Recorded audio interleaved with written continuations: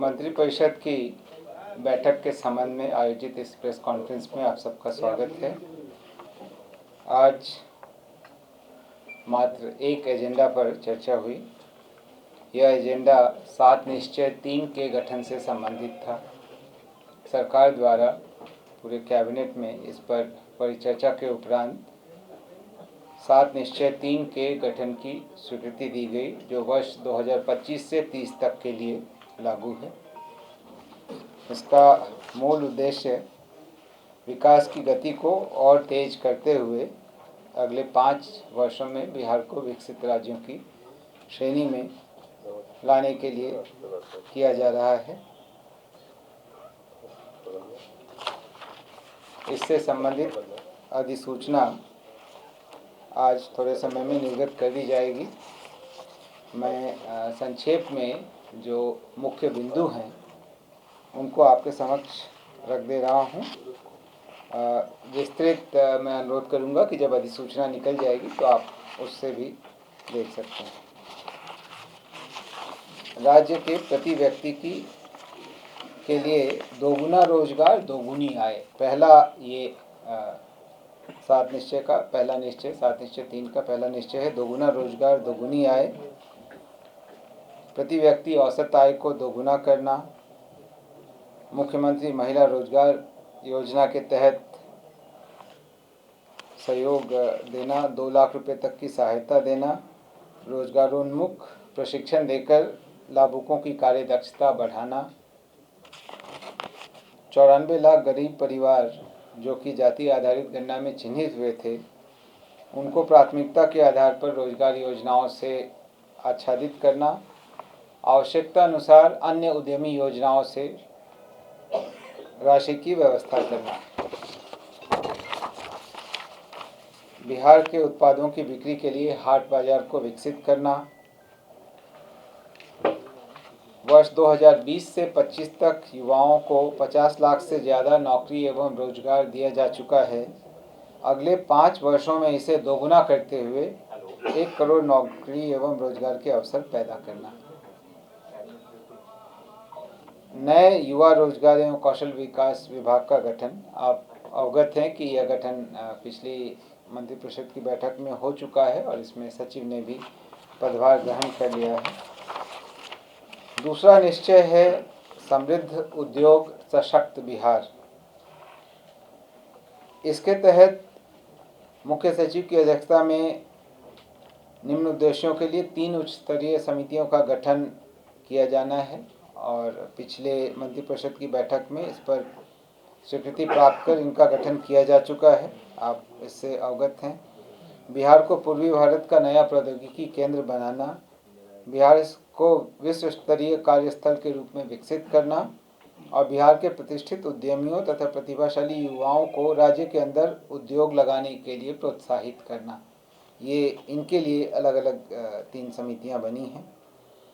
औद्योगिक क्षेत्र की स्थापना सभी जिलों में उद्योग लगाने के लिए की जाएगी और नए उद्योगों को लगाने के लिए जमीन एवं अनुदान देने की व्यवस्था करना ताकि यह उनके लिए आकर्षक हो। इस अवधि में राज्य में कम से कम 50 लाख करोड़ रुपए का निजी निवेश सुनिश्चित करना, राज्य में उद्योग लगाने की प्रक्रिया को और आसान बनाना, उद्योग विभाग के अंतर्गत छोटे उद्योगों को बढ़ावा देने के लिए एक नए सूक्ष्म लघु एवं मध्यम उद्योग निदेशालय का गठन, जो कि ऑलरेडी किया जा चुका है। स्थानीय उत्पादों के निर्यात और बाजार विकास के लिए एक नए बिहार विपणन प्रोत्साहन प्राधिकार की स्थापना की जाएगी। पुरानी बंद पड़ी चीनी मिलों को चरणबद्ध तरीके से चालू कराया जाएगा और नई चीनी मिलों की स्थापना की जाएगी।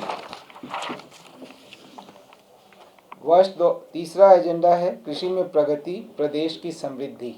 ये 7 निश्चय का तीसरा निश्चय है। वर्ष 2008 से कृषि रोडमैप बनाकर कृषि का विकास किया जा रहा है। अब तक 3 कृषि रोडमैप वर्ष 2008 से 12, 12 से 17 एवं 17 से 23 को क्रियान्वित किया जा चुका है। अभी 24 से 29 का काम चल रहा है। इसके कामों में और तेजी लाना है। मखाना बोर्ड की स्थापना की गई है इसके आलोक में मखाना रोडमैप बनाकर मखाना के उत्पाद एवं प्रसंस्करण को बढ़ावा देना है। डेयरी एवं मत्स्य पालन पर विशेष जोर देना है।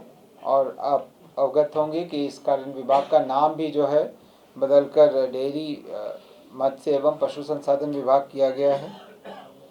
प्रत्येक गांव में दुग्ध उत्पादन समिति का गठन करना तथा प्रत्येक पंचायत में सुधा बिक्री केंद्र की स्थापना और हर खेत तक सिंचाई का पानी पहुंचाने के काम को और आगे बढ़ाना। चौथा निश्चय है उन्नत शिक्षा उज्जवल भविष्य। प्रत्येक प्रखंड में आदर्श विद्यालय की स्थापना करना, प्रत्येक प्रखंड में डिग्री कॉलेज खोलना, नए उच्च शिक्षा विभाग का गठन जो कि किया जा चुका है और जहां सचिव ने भी योगदान दे दिया है। पुराने प्रतिष्ठित शिक्षण संस्थानों को सेंटर ऑफ एक्सीलेंस के रूप में विकसित करना, एक नए एजुकेशन सिटी का निर्माण करना। पांचवा निश्चय है सुलभ स्वास्थ्य सुरक्षित जीवन। प्रखंड सामुदायिक स्वास्थ्य केंद्रों को विशिष्ट चिकित्सा केंद्र के रूप में विकसित करना, जिला अस्पतालों को अति विशिष्ट चिकित्सा केंद्र के रूप में विकसित करना, नए मेडिकल कॉलेज एवं अस्पताल में बेहतर पढ़ाई एवं इलाज के लिए लोक निजी भागीदारी को प्रोत्साहित करना, प्रतिष्ठित निजी क्षेत्र के अस्पतालों को राज्य में अस्पतालों की स्थापना के लिए प्रोत्साहित करना, दूरस्थ ग्रामीण क्षेत्रों में बेहतर चिकित्सा सुविधा के लिए चिकित्सकों को अलग से प्रोत्साहन की व्यवस्था करना और सरकारी चिकित्सकों की निजी प्रैक्टिस पर रोक लगाने के लिए नीति लाना। छठा निश्चय है मजबूत आधार आधुनिक विस्तार। शहरी क्षेत्रों का विस्तार एवं नागरिक सुविधाओं का सुदृढ़ीकरण, शहरी क्षेत्रों में आधुनिक नागरिक सुविधाएं बढ़ाना, नए नियोजित शहरों का विकास और शहरी गरीबों के लिए सस्ते आवास की व्यवस्था करना। सुलभ संपर्कता का विस्तार, 5 नए एक्सप्रेसवे सड़कों का निर्माण करना, ग्रामीण सड़कों का चरणबद्ध तरीके से 2 लेन में चौड़ीकरण करना, सुनिश्चित बिजली एवं सौर ऊर्जा विद्युत से जुड़ी आधारभूत संरचनाओं का सुदृढ़ीकरण करना और सभी इच्छुक लोगों के घरों की छतों पर सोलर पैनल लगाना। ऑलरेडी इस योजना का क्रियान्वयन किया जा रहा है, इसमें और गति लाई जाएगी।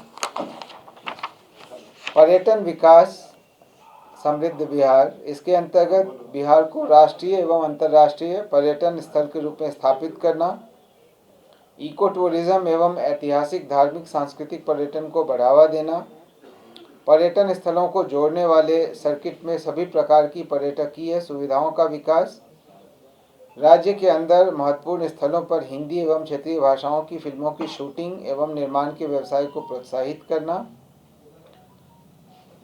युवा शक्ति खेल में प्रगति, ये सभी मजबूत आधार आधुनिक विस्तार का अंश हैं। पटना में विश्व स्तरीय स्पोर्ट्स सिटी का निर्माण करना, सभी जिलों में खेलों के लिए सेंटर ऑफ एक्सीलेंस की स्थापना करना, सभी पंचायतों में खेल सुविधाओं का विकास एवं पंचायत स्पोर्ट्स क्लब को बेहतर बनाना, राज्य के प्रतिभावान खिलाड़ियों को सरकारी नौकरी देना तथा राज्य में राष्ट्रीय एवं अंतर्राष्ट्रीय खेल प्रतियोगिताओं का आयोजन करना। यह आवश्यक है कि पूर्व से जो संरचनाएं बन गई हैं उनका रखरखाव उचित हो। इसके लिए इसके तहत अगला बिंदु है अनुरक्षण एवं रखरखाव। पूर्व से निर्मित सड़क, भवन, बिजली, शहरी एवं ग्रामीण क्षेत्र की आधारभूत संरचनाओं के दीर्घकालिक प्रभावी अनुरक्षण एवं रखरखाव की व्यवस्था करना। प्रगति यात्रा में जिन योजनाओं की घोषणा की गई थी और उनसे संबंधित 430 योजनाओं की स्वीकृति दी गई थी, उनके कार्यों को तेजी से पूरा करना और 7 निश्चय 2 के अवशेष कार्यों को तेजी से पूरा करके अगले वर्ष तक समाप्त करना। 7वां निश्चय है सबका सम्मान जीवन आसान, ईज ऑफ लिविंग। आधुनिक तकनीक, नवाचार एवं संवेदनशील प्रशासन के माध्यम से राज्य के सभी नागरिकों के जीवन को आसान बनाना, ये जो है इसकी सामान्य रूपरेखा है। अब विभागवार लक्ष्यों का निर्धारण किया जाएगा और इसके अनुश्रवण एवं समीक्षा की व्यवस्था की जाएगी। तो आज यही एक महत्वपूर्ण एजेंडा था जिसके लिए मंत्रिपरिषद की बैठक आहूत की गई थी और उसमें इस संबंध में 7 निश्चय 3 के गठन के संबंध में निर्णय लिया गया। धन्यवाद।